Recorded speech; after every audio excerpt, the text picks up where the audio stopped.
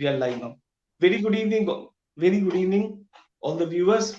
Welcome to the page of History That Matters and to the Facebook page of Netaji Subhas INA Information Center, Kolkata, which is basically an initiative of the Boshirat Local Association of Bharat Scout and Guide. Today, we are very proud to have with us famous journalist and author, Sri Mihir Bose with us. Sir, thank you very much for joining this program. And on behalf of the entire family of Bharat Scout and Guide and Netaji Subhash INA Information Center and various volunteers from all over India of Netaji Subhash INA Information Center, I welcome you to this program, sir. Thank you very much for joining us, sir. Firstly, from the core of my heart, I have nothing more to say. I'm really very happy to have you, sir, in our program. Well, thank you very much for inviting me. I'm very glad to be on your show. Thank you very much, sir. Thank you very much for joining us all the way from UK. The basic purpose of having you is, sir, particularly the book which you have written about the book, namely The Indian Spy, published by LF Books in India, and the kind of research which you have done in various TV programs. Also, we have seen you are elaborating the various facts about this particular thing. So all of us in India, we are about to celebrate the 125th birth anniversary of our beloved Netaji Subhas Chandra Bose, and the state government in West Bengal and the central government in India have got a whole lot of plans to celebrate the birth anniversary of Netaji Subhas Chandra Bose. Rather, throughout the year, the celebrations will be done. So, in this juncture, sir, there is another thing which you have raised in your book about Bhagat Ram Talwar. Sir, can you please tell us? Can you please tell us the relationship and what is the relationship between Subhash Chandra Bose and Bhagat Ram Talwar? How do you relate it, sir? For our viewers, can you please explain this? Subhash Bose, Netaji Subhas Chandra Bose. Netaji was the title he got during the war. Subhash Chandra Bose was, of course, a great enemy of the British, a great fighter for Indian freedom. The British were always imprisoning him, often without any charge. And when war broke out, his point was that my enemy's enemy is my friend. Therefore, we should seek the help of the Russians, who at that time were not fighting the Germans, or the Germans, or whoever he could get help from. So after he was released from prison and he was at home, the British were watching him, but he was not under house arrest. He decided to escape from Kolkata, from his house, with the help of his nephew, Mihir Bose. It was a very elaborate plan. He dressed himself up as a Muslim, pretended to be a Muslim businessman, and made his way to the north. And there, he arranged that he should be transported to Afghanistan, to Kabul, from where he hoped to go to the Soviet Union.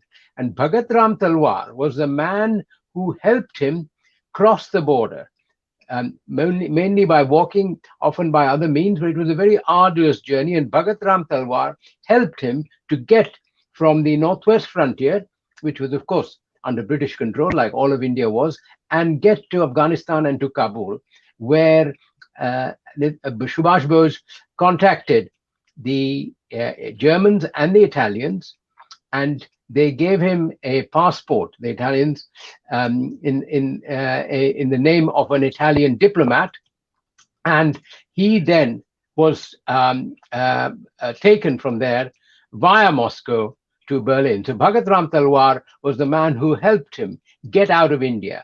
And when Subhash Bose left Kabul, he told the Italians that Bhagat Ram Talwar is my man. You know, whenever he will go back and forth. And during the war, Bhagat Ram Talwar went back and forth. He contacted the Italians, he contacted the Germans. Now, that part of the story has been well known. I have myself written about it in The Lost Hero. Mihir Bose has written about it. Bhagat Ram Talwar has himself written about it. what is new and what my Indian spy goes into is that Bhagat Ram Talwar actually betrayed Netaji Subhas Chandra Bose, because he was a member of the Communist Party, of the Kirti Party of Punjab, Communist Party. And when the Germans, Hitler's Operation Barbarossa took place, and Germany attacked the Soviet Union, he contacted the Russian embassy in Kabul. He told them that I'm ready to work for you. Mind you, by then Russia, Britain, America was allied. Subhash Bose was in Berlin. He did not know what had happened to Bhagat Ram Talwar. Bhagat Ram Talwar then started working with the Russians, and then he told the Russians, because he was worried that he might be arrested by the British in India, because he was going back and forth between Kabul and India. So he then said to the Russians, "Why don't you put me in touch with the British?" And they put him in touch with the British, as a result of which, from mid-war years, around about 1943 to the end of the war, he started working with the British, and he was controlled by a man called Peter Fleming, brother of Ian Fleming, who became a great novelist. Peter Fleming was the head of D Division in the British D Division in Delhi, Counterintelligence Division, and he gave him the nickname Silver. So my book, which has been published in England, is called Silver. And he then, so this is where Bhagat Ram Talwar's amazing story is. He took money from the Italians, he took money from the Germans, he took not much money, a little bit of money from the Russians, he took money from the British, worked for the British, and he took money from the Japanese. So he fooled the Germans, the Italians, and the Japanese, and worked basically. So I'm just interpreting. The thing is that in the beginning, was he loyal to Subhash Bose, or he was actually pretending to be loyal to Subhash Bose at the beginning? In the beginning, you see, Bhagat Ram Talwar came from a nationalist family. He also wanted freedom for India. Yeah, I don't doubt those things. And at that stage, when the Russians were not involved in the fight, and he was a communist, remember, when the Russians were not involved in the fight, he was prepared to help Subhash Bose, and he did help him. He could have betrayed Subhash Bose early on and handed him over to the British when Subhash Bose he didn't do that. He helped him get to Kabul, and initially he worked with the forward bloc and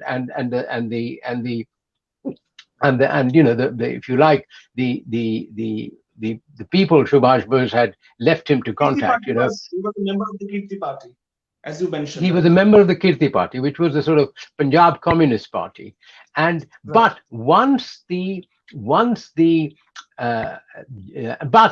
all the time he was trying to contact the Russians in Kabul, and he was not successful. It was only after Germany invaded Russia, then the Russian responded, and they suddenly discovered that they had a man who the Germans believed was their man, and who could give them information about Germany, and who the Germans did not suspect was actually a man who had turned, who was actually not working for the Germans or the Italians or the Japanese. Later on, he fooled the Japanese as well. He was a very, very smart, shrewd man. There's no question about it. A very, very skillful man. Of course, he betrayed Subhash Bose. There's no question about it. But he carried out this thing. He wrote a book that was published by the Communist Party of India, with a foreword by a communist intellectual praising him for what he did during the war. You see, you must remember the background to this. Once Russia got invaded by the Germans, the Communist Party, which had previously been banned by the British, immediately sided with the British. The British lifted the ban, and the Communist Party during the war, if you go through the literature, absolutely damned Subhash Bose in the most vicious and vile terms. They called Right. him a, Right. they said he's a stooge of the Japanese, he's a stooge of Germany, this, that, and the other. They had, if you see those cartoons and so on, they are really stomach churning ones about Tojo's Subhash dog and Bose. all. Hmm? Sorry? Tojo's dog and all. Yes, all of that was meant to portray Subhash Bose in a very bad light. But Yes. after the war, after India got independence, the communist, and mind you, the Communist Party also opposed the Quit India movement. The Communist Party did not support the Quit India movement because the Communist Party Right. said um, Russia is under attack. The motherland of communism is under attack. Forget about independence. We have to support the British because the British are in alliance with the Russians fighting the Nazi menace. And therefore, after the war, after India had got independence, and the Indians said, who had led the fight against the British? The Quit India movement, Subhash Bose, and so on, and they were all great heroes. The Communist Party wanted to get away from the image that they had done, they had been against the national movement. So that is when they used the story of Bhagat Ram Talwar, but they used only half the story. It's like somebody gives you, if I may use, and I'm a Bengali myself, as somebody gives you a shandesh, but he doesn't give you the full shandesh. He breaks the shandesh and only gives you half the shandesh. You see, the other half of the Right, sir. shandesh Absolutely right. is totally different. It's of a totally different color. The shandesh is not pure white. Half of it is white, the other half is black. He gives you the white bit and hides the black bit. That is what the Communist Right. Party has done. Bhagat Ram Talwar had this book written. Somebody must have written it for him because his English wasn't very good. He actually wrote a letter to me when I wrote my original book on Subhash Bose, and and they presented Bhagat Ram Talwar as, you're saying, because they can't deny the Communist Party attacked the national movement, they attacked Subhash Bose in the most terrible terms. They can't deny that because that is there in black and white. It is there in their newspapers and magazines and articles and so on. So then they say, yes, no. But remember, on this part, we helped Subhash Bose. Bhagat Ram Talwar went back and forth carrying information. And I spoke to communist officials, including their great theoretician, Adhikari, carrying out my research. And he basically lied to me. He refused to accept. But what they were doing was the information that was being brought was being given by Bhagat Ram Talwar to the British. And that is the full story, which has not previously come out. Mind you, it also shows that an Indian was the greatest spy of the Second World War. So you have two sides of the coin. This Indian betrayed Subhash Bose, but this Indian was also a remarkable Indian. He was not all that educated. He couldn't speak English very well, and yet he went to Kabul. He met diplomats. He persuaded them. So if you like, he had some charm. He had some, great ability to fool people, and he fooled them all. He fooled the Germans. He fooled the Italians. He fooled the Japanese. He fooled them all. And I've gone through when the British captured him. He made a confession to the British. I've gone through those papers. The papers are filed here. I've gone through the papers, and there he makes it very clear. He doesn't like Subhash Bose. He hates him. He hates all that he's done, and he would like to do him harm. There's no question. It's there in black and white. It's there in my book. I quote from it. Sir, was that happened after having consultations with the Russian authorities? I'm saying about Bhagat Ram Talwar. Oh yes, it was done after consultation with the Russian authorities. The Russians had no time for Subhash Bose. They saw him as a Nazi stooge, and they wanted to use Bhagat Ram Talwar to get some information from the British about other spies and other areas. They were very worried about what was happening on the Russian-Chinese border, on the Russian-Japanese border, that part of the world, and they were hoping to get some information from them, and therefore they were using Bhagat Ram Talwar for their own purposes. So you have also mentioned about Bhagat Ram Talwar getting arrested by the Punjab police. Yeah. Well, that is when when the Russians told him, when he told the Russians, please arrange for me to meet the British. The Russians said, don't worry, we have told the British, and the Russians told the British at the highest level. They told them that the high British officials in Moscow, and they conveyed that information to the British authorities at the highest level. And the moment they told him, you will be arrested, If you're arrested, what should you do? If you're arrested, do not say anything, because normally, how did the British carry out an arrest? They had Indian police to carry out, because remember, this is a fact. Buddhist, you are. How old are you? How old are you? What's your age? Sir, say What it's is your age? 37. Huh? Say it's 37. 37, sir. 30. What? How 37. old? 47. Sorry, 37, 37. sir. 37. 37. Right, sir. So what you must remember, that the British managed to rule India for such a long time because millions of Indians of that generation collaborated with the British. They helped the British. So the British would use Indian police to go and arrest people. And the Russians said, don't talk to the Indian police. The moment you're arrested, you say, I need to see a British officer. And then when you see a British officer, when you see a white man, then tell him the truth. Don't tell anything to the Indians. So that is what Bhagat Ram Talwar did. The moment he was arrested, he told the whole story, but to a British officer. And the British officer checked it, found it to be true, and they said, fine. And then they covered the story up so that nobody knew he was arrested, because mind you, he was going back to Kabul. The Germans, when he went back to Kabul, and by then he was working with the Germans. He had started with the Italians, moved on to the Germans. The Germans had heard something, and he spun another story. You know, he was a master story spinner. He would have made a very good Bollywood script writer. You know, he could come up with stories at any moment. And he convinced the Germans. He fooled the Germans, and they believed him. So you know, so this was a very deep plan, as my book shows. If you have read my book, as my book shows, Yes. a very, very deeply laid out plan that worked very well. And So another what is important. more, Please, please. after the war, after Indian independence, he managed to stick to this story, and he got award from the government for being a freedom fighter. So he was considered a freedom. If you read, he has left behind his recollections at the National Archives. I have seen those recollections, and again, he doesn't tell the whole story. He tells only part of the story. He doesn't tell the full picture of who he is. Mhm. He So another hides the truth. important point. So another important thing, or rather, I should say, interesting thing which you have mentioned is about Kirti Party in its magazines, creating stories to show the same to the Germans. So can you Yes, please? what happened was the Germans said, "We are giving you all this money. You go to India and set up organizations to sabotage the war effort on behalf of India's freedom." Right? I mean, how are you going to get freedom? At that time, there was no INA was formed, but INA was after Japan had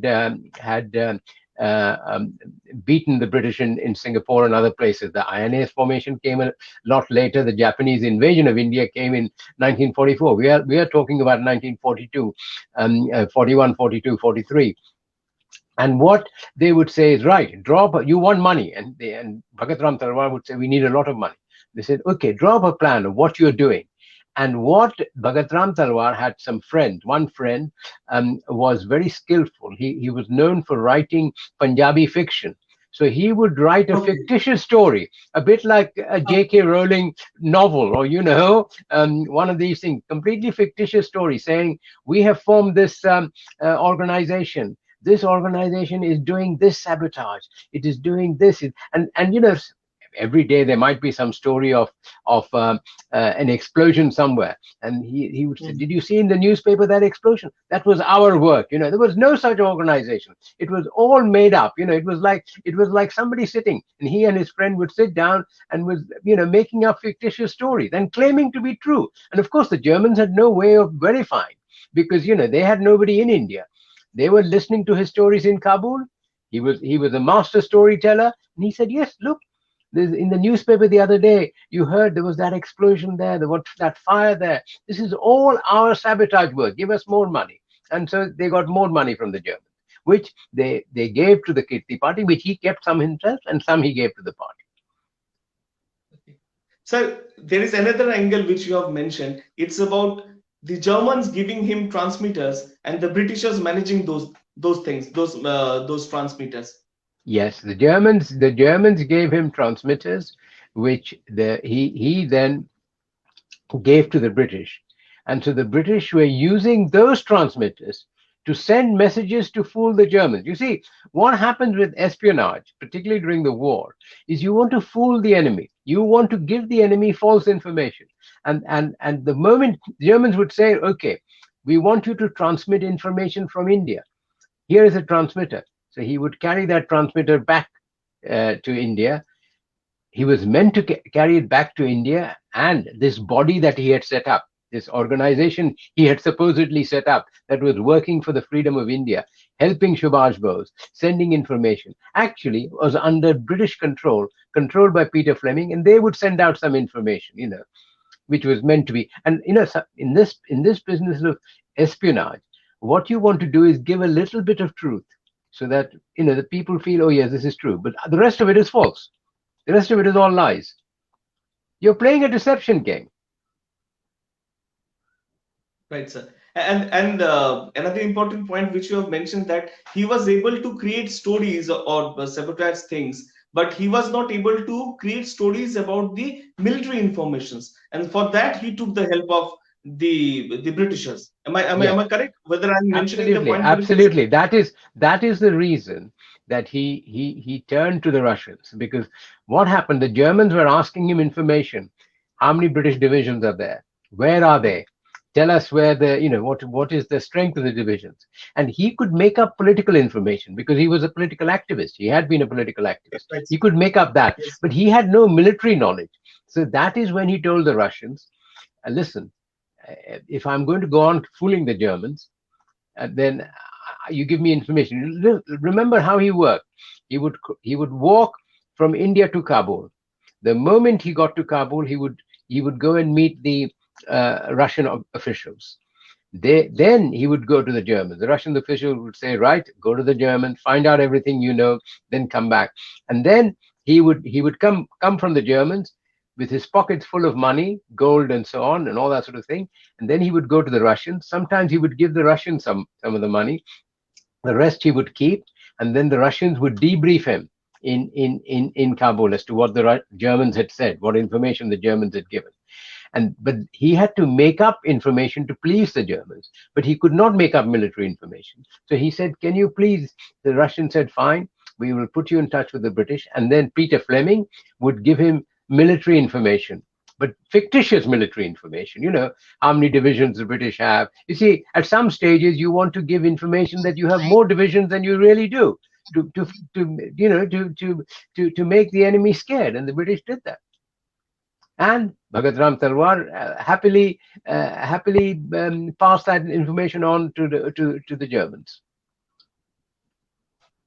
And sir, Not true information. Yes, sir. Yes, sir. Please continue, sir. Not true information, false information supplied by Peter Fleming and his D division in Delhi. Sir, was he taking money from the Russians also, or he was taking money from the Italians and Germans only? He took money from the Italians and the Germans. The Russians gave him very little money. In fact, the Russians got a bit of money from the Germans, because the moment he got the money from the Germans, he would show the Russians what he had. The Russians would sometimes keep some of the money. The Russians didn't. The Russians were sure that because he was a communist, he would be loyal to Russia, Mother Russia, the motherland of communism. So he wasn't worried about it. The British gave him some money, and the British provided him, facilities to work in India and so on, paid for his holidays. Once he started working for the British, he went on holidays, things like that, and all that sort of thing. And then the British told him, Fleming told him, why don't you approach the Japanese? When towards in 44, when the British were trying to get rid of the Japanese in Burma, were worried what the Japanese were doing. And by then, Germany was, by 44, Germany was not, defeat for Germany looked inevitable. Germany was not a problem. The British were more worried about Japan. Fleming said, go and try and get hold of the Japanese in Kabul. So with the help of the Germans, he got hold of the Japanese, convince the Japanese that he was still very loyal to Subhash Bose, absolutely loyal, working for India's freedom, and he fooled the Japanese, and he got money from the Japanese as well.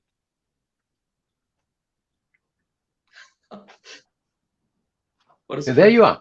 In fact, at one stage, it's very interesting. He came back, and in order to have a disguise, he came wearing a burqa, and he went to his home where his mother was there, and his mother couldn't recognize him. Then he lifted the burqa to reveal that he was her son.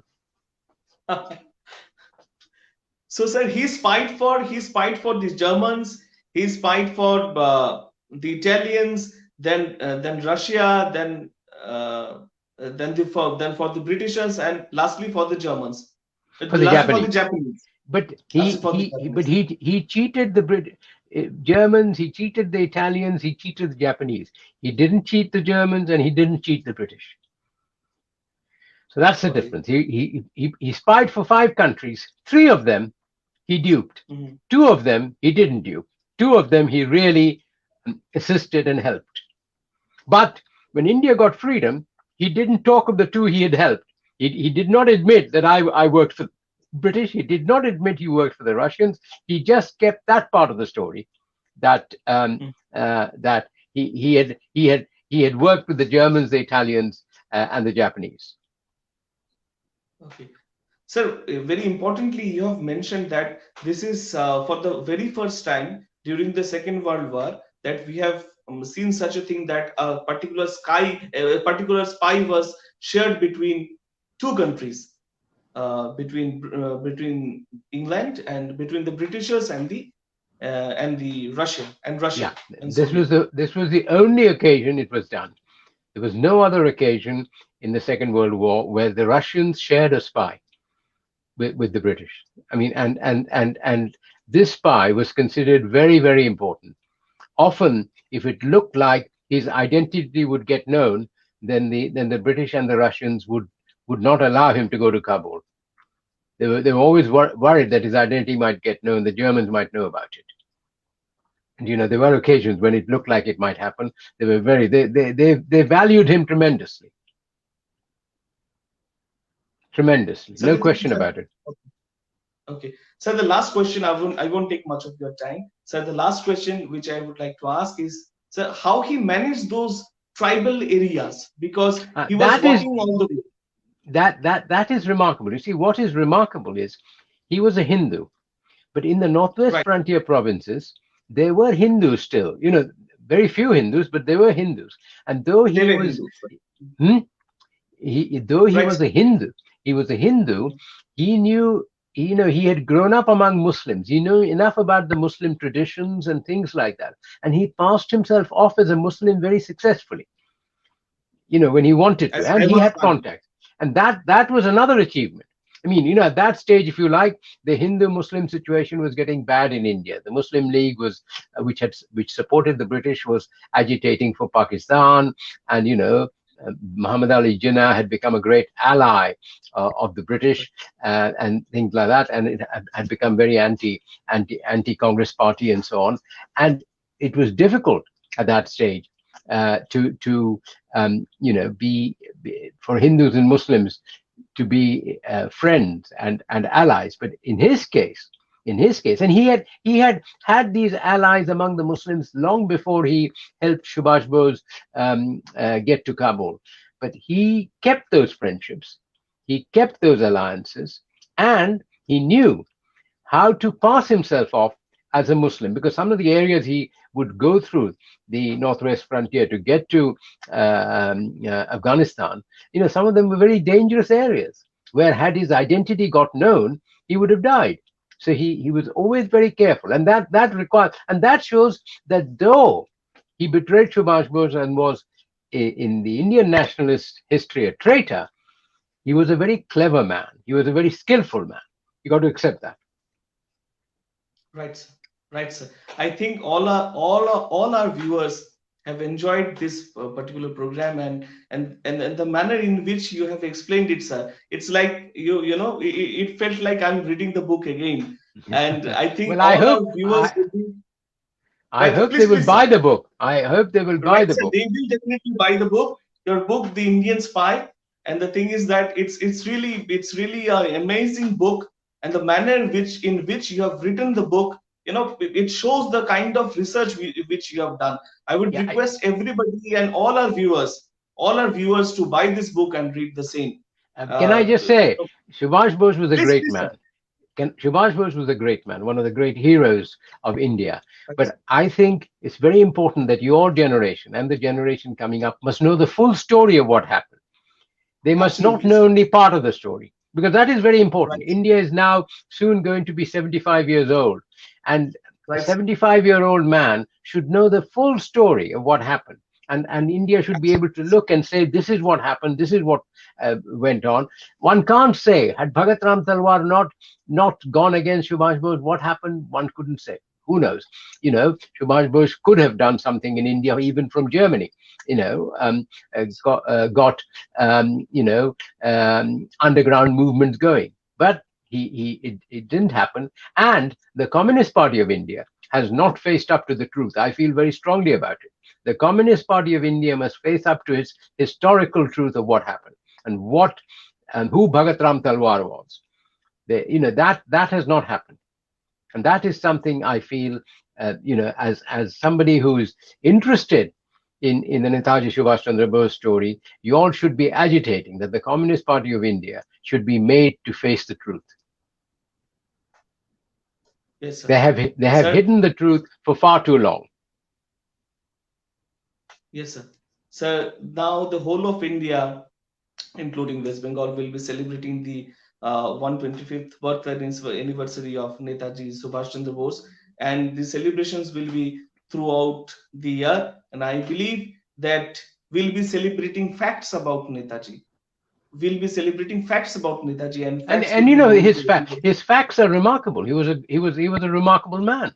Of course, like right. he wasn't perfect. No man is perfect. He wasn't a god or anything, but he was a remarkable man, and he gave his Absolutely, life for India's freedom. You know, absolutely, sir. Absolutely. From the core of my heart and on behalf of the Netaji Subhash Information Center, Kolkata, History That Matters, and the entire family of Bharat Scout and Guide, and on behalf of all our volunteers, I thank you very much, sir, for joining us. And it was great to have you, sir. I'm simply saying it was great to have you, sir. thank you. Thank you very much. Thank you Pleasure. very much, sir, for joining Thank you. us. Thank Thank you. you. Thank you.